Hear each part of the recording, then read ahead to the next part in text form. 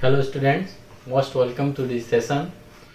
आज हम लोग जो है क्लास 10th का चैप्टर 1 जो केमिस्ट्री से रिलेटेड है, हम लोगों का पहला chapter chemical reaction and equations. Chemical reaction and equations.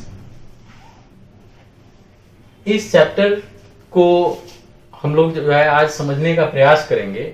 इसमें इस वीडियो के माध्यम से हम लोग इसमें जो भी चीजें हैं, जो भी टॉपिक्स है, उसको डिस्कस करेंगे, उसको जो है समझने का प्रयास करेंगे।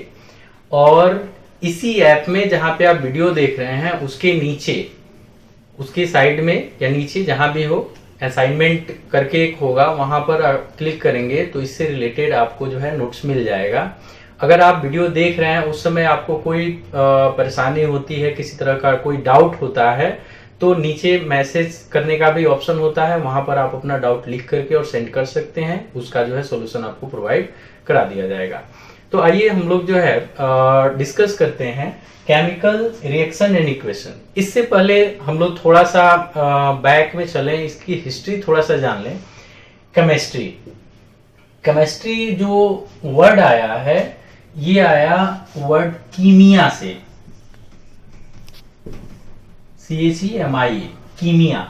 कीमिया वर्ड जो है, इसका अर्थ जो है ये सॉइल से लिया गया, और चूंकि सॉइल को माना गया कि it is a composition of various chemical, तो इससे जो है बाद में इसको बदल के केमिस्ट्री और फिर जो है रसायन शास्त्र कहा गया।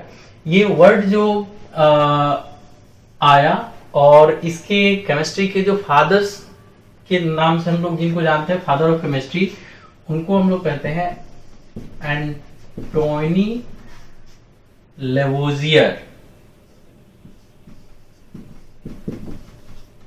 एंटोनी लेवोजियर ये एक फ्रांसीसी थे, और चूंकि 18वीं शताब्दी में, यानी 18th सेंचुरी में जो कुछ भी रिवॉल्यूशन हुआ, जो कुछ भी केमिस्ट्री में फाइंडिंग्स हुए, ये इन्हीं के इर्द गिर्द हुए। और इन्होंने बहुत सारे जो है एयर के कंपोजिशन, जैसे ऑक्सीजन, नाइट्रोजन, इन सब चीजों के बारे में भी बताया। इसलिए इनको जो है हम फादर ऑफ केमिस्ट्री के नाम से जानते हैं।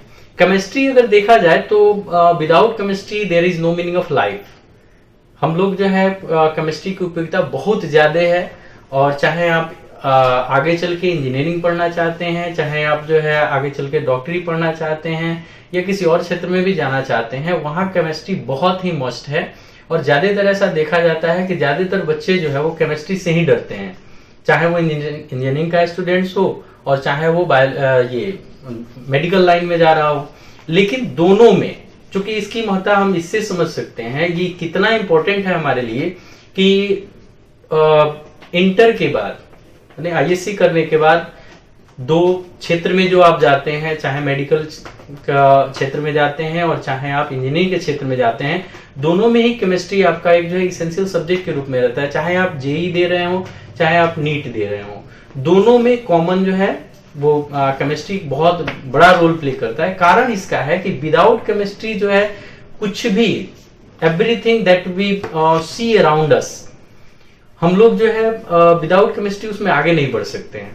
जैसे कि अभी हम लोग अगर यहां पर भी देखें तो ये इंक है, क्या ये केमिस्ट्री के बिना संभव है? अगर हमें नहीं पता होता, अगर ये इंक जो है इसकी खासियत हमें नहीं पता होती, इसका कंस्टिट्यूशन हमें नहीं पता होता, तो हम इसका उपयोग यहाँ नहीं कर पाते। मान लीजिए कि ये, जैसे हम लोग डिफ्रेंशिएट करते हैं कि एक जो है ये टेम्पररी मार्कर, जिससे हम लोग ये अभी लिखने का काम कर रहे हैं, एक होता है परमानेंट मार्कर। तो ये कौन डिस्टिंग्विश करता है, किस आधार पे डिस्टिंग्विश करते हैं? इसकी प्रॉपर्टीज के आधार पे। प्रॉपर्टीज कौन बताता है? केमिस्ट्री बताता है। उसका ज्ञान हमें होना चाहिए। तो इसलिए जो है, चाहे जो कुछ भी हम अपने आसपास देख रहे हैं, चाहे वो कोई भी वस्तु बनी है या जो कुछ भी है, उसकी केमिस्ट्री बहुत जो है इंपॉर्टेंट है। अदरवाइज हम जो उससे यूटिलिटी प्राप्त करना चाहते हैं, शायद वो हम नहीं कर सकते। तो इस वजह से ये जानना जरूरी है। जो मोस्ट सबसे बड़ा फियर होता है स्टूडेंट्स के मन में केमिस्ट्री को लेकर के, वो मेन है आपका केमिकल रिएक्शन एंड इक्वेशन, कि यह रिएक्शन कैसे होता है और इस रिएक्शन को हम रिप्रेजेंट कैसे करते हैं। तो सबसे पहले यहाँ हम डिस्कस करना चाहते हैं कि केमिस्ट्री में जो दो चीजें हम ऑब्जर्व करते हैं या पीछे की क्लास में पढ़े हैं, फिजिकल चेंज और केमिकल चेंज। केमिकल चेंज ये हम लोग क्लास 6 से पढ़े होंगे। फिजिकल चेंज मतलब कि where no new substance is formed, यानी जहां पर कोई नई चीज नहीं बनती है तो हम उसको फिजिकल चेंज कहते हैं।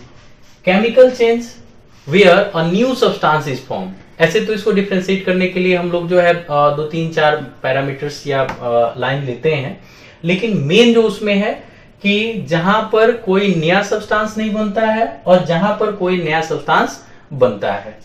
तो इसी केमिकल चेंज को अगर हम और ज्यादा इलेबोरेट करें और ज्यादा डिस्क्राइब करने की कोशिश करें तो हम ये पाते हैं कि every chemical change is a result of chemical reaction, यानी कि जो भी रासायनिक परिवर्तन होते हैं वहां पर एक रासायनिक अभिक्रिया, इसको हिंदी में हम लोग केमिकल रिएक्शन को रासायनिक अभिक्रिया कहते हैं। तो अगर जो है केमिकल चेंज हो रहा है तो निश्चित रूप से वहां कोई ना कोई केमिकल रिएक्शन हो रहा है और इसके वजह से एक नया सब्सटेंस फॉर्म होता है। तो if we want to define chemical reaction, then we can say that chemical reaction is a process by the result of which or due to which a new substance is form with a new property. मतलब कि chemical reaction या रासायनिक अभिक्रिया वह प्रक्रिया है जिसके फलस्वरूप एक नए सब्सटेंस का निर्माण होता है, उत्पादन होता है या नया सब्सटेंस बनता है जिसकी प्रॉपर्टी जो है, जिसके गुण जो है वो प्रीवियस यानी जिससे वो बना है उससे अलग होता है। तो हम लोग जो है केमिकल रिएक्शन क्या है इसको समझे। अब हम कैसे आइडेंटिफाई करेंगे, how to identify a chemical reaction occurred, यानी कि कोई जो है रासायनिक अभिक्रिया हुई है इसको हम कैसे आइडेंटिफाई कर सकते हैं। तो let we take the example from our surrounding, यानी जो हम डे टू डे चीजें ऑब्जर्व करते हैं, देखते हैं, उसमें हम उसका उदाहरण लेते हैं, उसका एग्जांपल लेते हैं। जैसे ripening of fruit, ripening of fruit, उससे भी नहीं तो कुकिंग ऑफ फूड,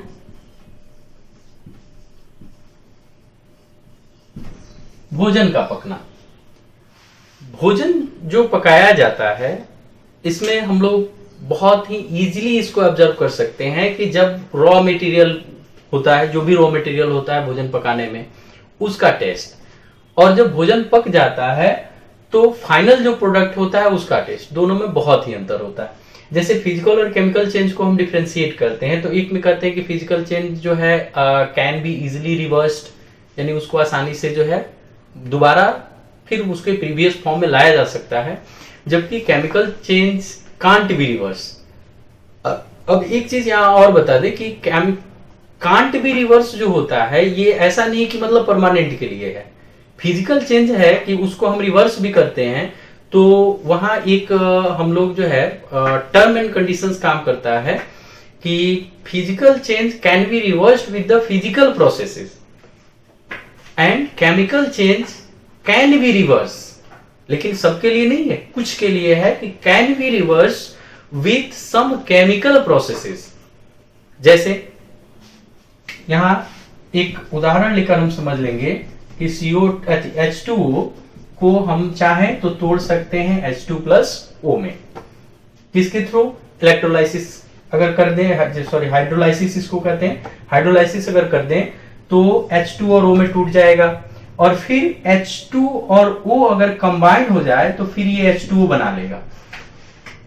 तो यहां पर जो है ये जो चेंजिंग हो रहे हैं, ये चेंजिंग ये केमिकल रिएक्शन है, ये फिजिकल रिएक्शन नहीं है, फिजिकल चेंज नहीं है, केमिकल चेंज है। फिर ये परिवर्तन यहां पर हो रहा है तो अब हम इसको कहेंगे कि नहीं, यहाँ तो ये रिवर्स हो गया, यानी H2O से हाइड्रोजन और ऑक्सीजन बना और हाइड्रोजन और ऑक्सीजन से फिर H2O बन गया। लेकिन ये एक फिजिकल चेंज नहीं है, ये केमिकल चेंज के अंतर्गत आता है, क्योंकि यहाँ पर हम जो प्रोसेस अपनाते हैं वो एक केमिकल प्रोसेस है, न कि फिजिकल प्रोसेस है। इसको जो है आप लोग ध्यान में लाएंगे, पिछले कक्षाओं में आपको पढ़ना है, प्रीवियस क्लासेस में आपको पढ़ना है सेपरेटिंग मेथड और different processes of separating substances. तो उसमें आप देखेंगे कि फिजिकल किसको कहते हैं, केमिकल किसको कहते हैं। यहाँ पर अब ये केमिकल कैसे, तो H2O जो है इसकी प्रॉपर्टी आप देख लीजिए। H2O जो है ये क्या करता है, और हाइड्रोजन और ऑक्सीजन इसकी प्रॉपर्टी देख लीजिए। तो इसमें काफी डिफरेंस है। फिर वही चीज यहाँ पर, तो हमने पहले ही बताया कि जहां भी केमिकल रिएक्शन हो रहे हैं वहां पे जो न्यू सब्सटेंस फॉर्म होता है वो जिन सब्सटेंस से बना है, जिसको हम रिएक्टेंट्स कहते हैं, उन रिएक्टेंट्स के प्रॉपर्टी के अलग प्रॉपर्टी को ऑक्युपाई करता है या कंटेन करता है। तो कुकिंग ऑफ फूड में भी वही चीज है कि कुकिंग ऑफ फूड जो होता है तो रॉ मटेरियल का टेस्ट अलग होता है, उसका स्ट्रक्चर अलग होता है, और जब हम उसको कुक कर देते हैं तो फिर उसका टेस्ट अलग होता है। अब यहां पर हमने तो एक केमिकल प्रोसेस से H2O को हाइड्रोजन और ऑक्सीजन में तोड़ दिया और फिर हाइड्रोजन और ऑक्सीजन का इस्तेमाल करके हमने जो है H2O फॉर्म कर दिया। लेकिन कुकिंग ऑफ फूड में ऐसा कोई प्रोसेस नहीं है जिससे कि आप अगर जो है राइस को कुक कर देते हैं तो फिर उसको प्रीवियस फॉर्म में लाया जा सके। या फिर अगर दूध से दही बन जाता है, यानी कर्ड फ्रॉम मिल्क अगर कन्वर्ट हो गया, तो फिर कर्ड से मिल्क बनना जो है ये अभी तक संभव नहीं है। तो कुछ चीजें हैं जो कंप्लीटली इरिवर्सिबल है, मतलब कि उसको जो है पहली अवस्था में नहीं लाया जा सकता है, प्रीवियस फॉर्म में नहीं लाया जा सकता है, लेकिन कुछ में लाया जा सकता है। तो that's are the result of chemical reaction. यहाँ पर रिएक्शन होता है। अब एक चीज कि हम उसको पहचानेंगे कैसे, what are the different indicators that tells us a chemical reaction occurred, यानी कि कोई केमिकल रिएक्शन हुआ है वहां या नहीं हुआ है, इसके लिए क्या क्या जो है इंडिकेशन है, अगर कौन कौन सी वहां चीजें होती है या हम क्या क्या ऑब्जर्व करते हैं तो हम उसको कहेंगे केमिकल रिएक्शन हुआ है। अगर वहां वो चीज नहीं मिलता है तो हम कहेंगे केमिकल रिएक्शन नहीं हुआ। इसमें सबसे पहला आता है change in state.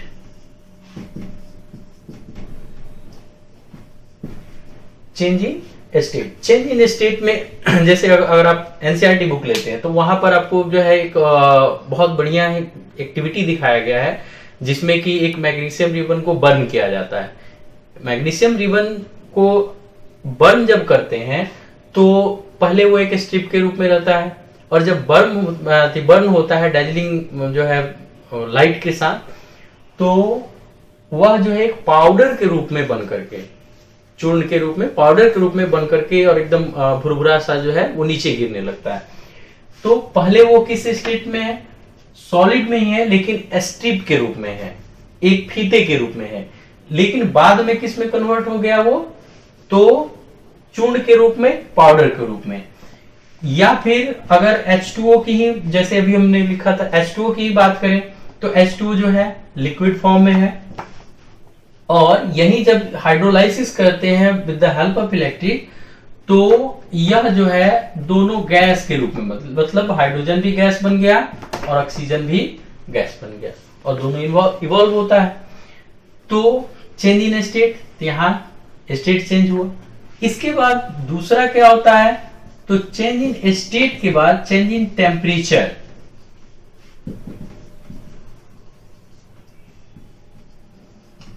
Change in temperature यानी उसके ताप में परिवर्तन।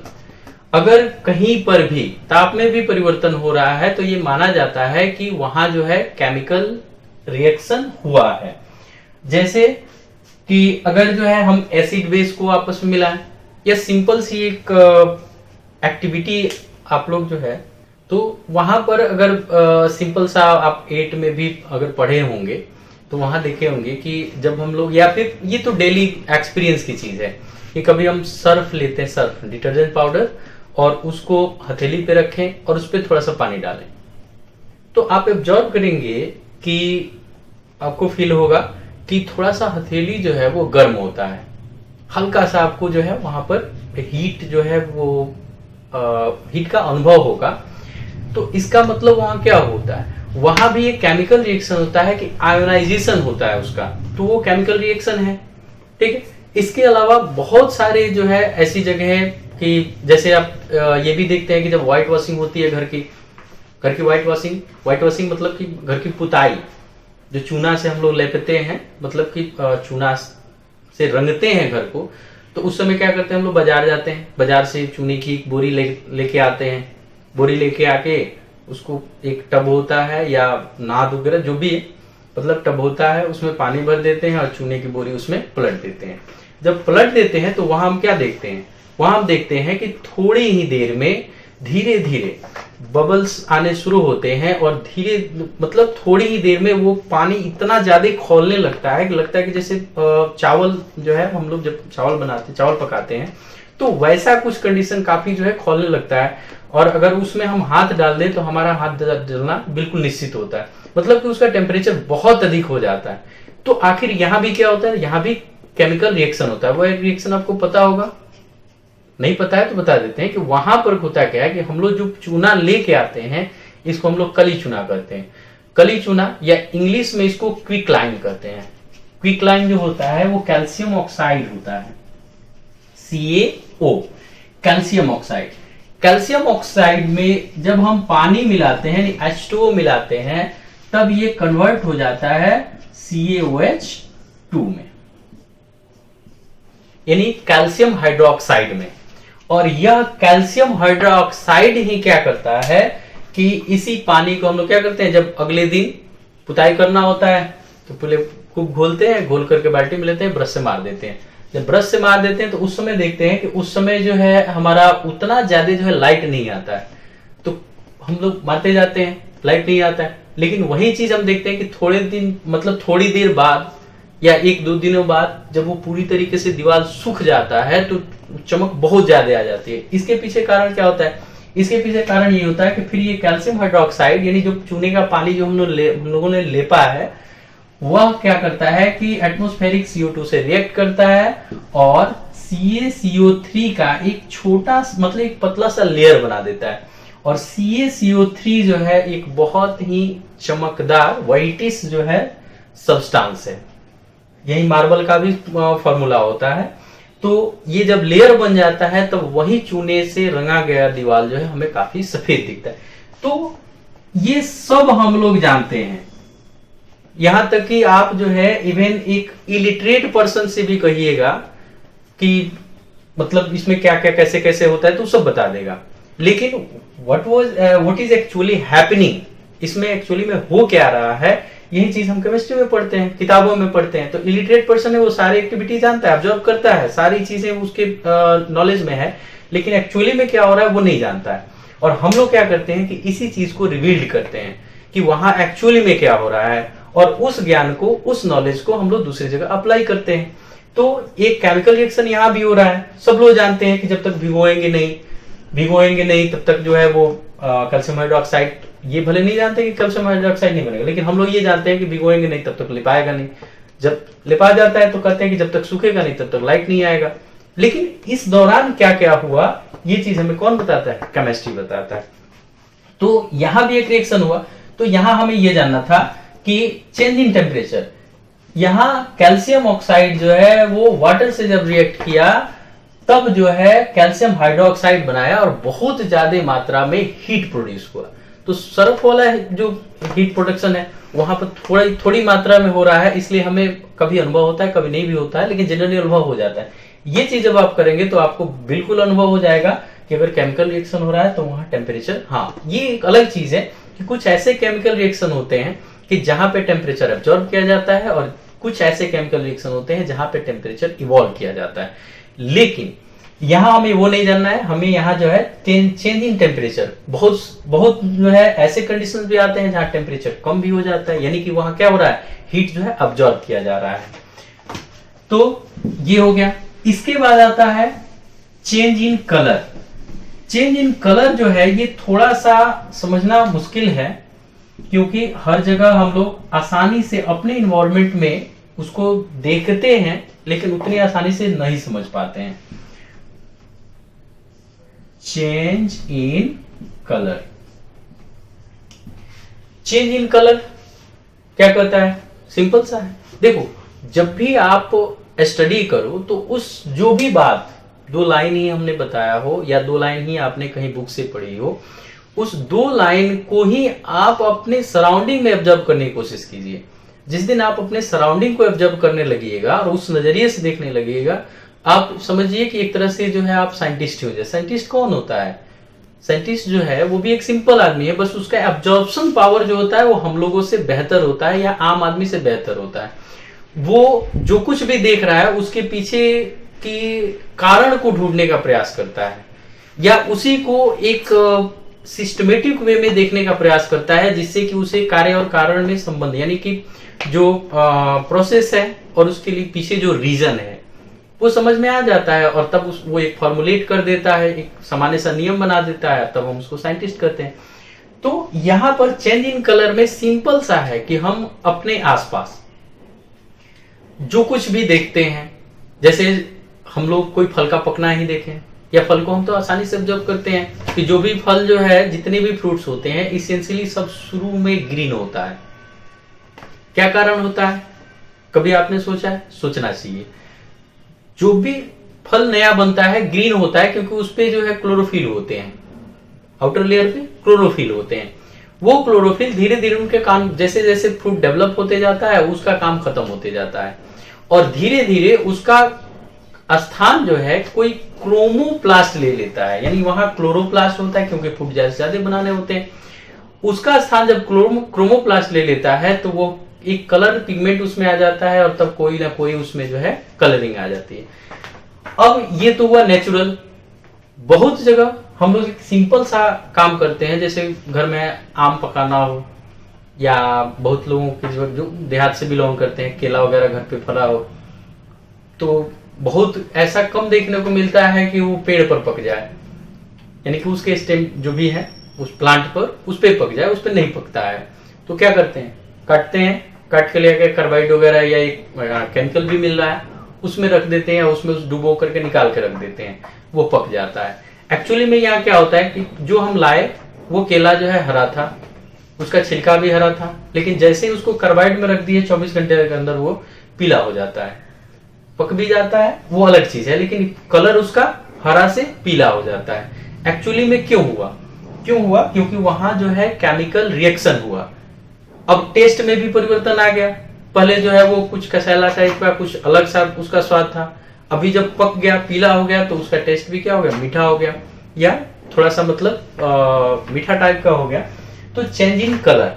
इसी तरह से अगर बहुत सारे आप केमिकल रिएक्शंस भी देखेंगे तो उसमें भी, जैसे कि अगर हम जो है कॉपर क्लोराइड है, उसमें अगर हम कोई जिंक डाल देते हैं या आयरन डाल देते हैं तो आयरन कॉपर को आसानी से डिस्प्लेस कर देता है, तो पहले वो ब्लू रहता है, बाद में वो ग्रीन हो जाता है।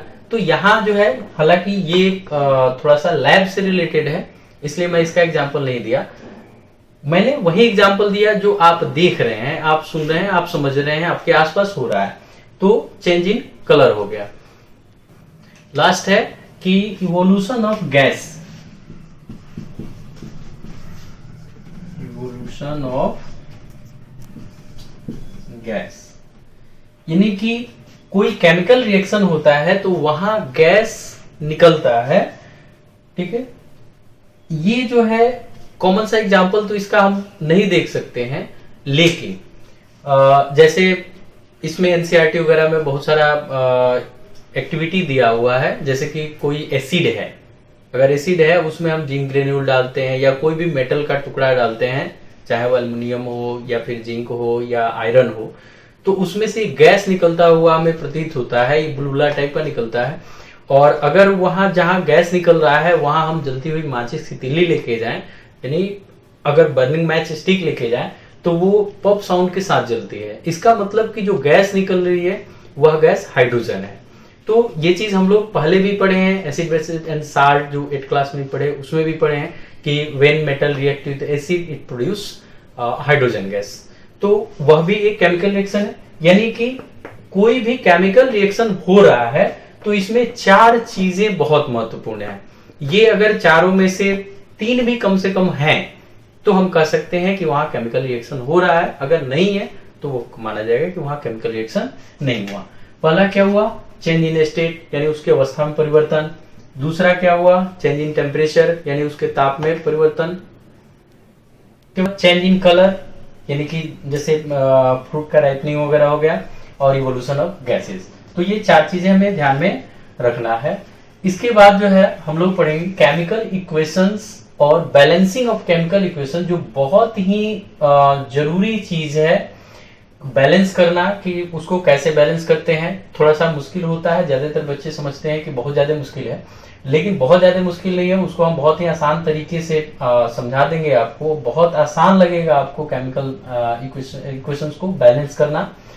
तो इक्वेशंस और उसकी बैलेंसिंग हम लोग अगले वीडियो में पढ़ेंगे। आप लोग जो है इसको देखिए, बुक्स देखिए, असाइनमेंट में आपको जो है पीडीएफ मिलेगा, उसको भी, और फिर जो है आप उतना प्रिपेयर करके रखिए, और आगे जो है हम लोग अगले वीडियो में डिस्कस करेंगे। इसके बाद हम लोग जो ये चैप्टर खत्म कर लेंगे, क्लियर कर लेंगे, उसके बाद जो है हम लोग ऐसा करेंगे कि एक चैप्टर अगर केमिस्ट्री का हो जाता है तो फिर एक चैप्टर जो है बायोलॉजी का, जो लाइफ प्रोसेसेस है, और उसके बाद जब वो बायोलॉजी खत्म हो जाएगा तो फिर एक चैप्टर फिजिक्स का, यानी कि हम बारी बारी से एक एक चैप्टर जो है फिजिक्स, केमिस्ट्री और बायो तीनों का पढ़ते रहेंगे।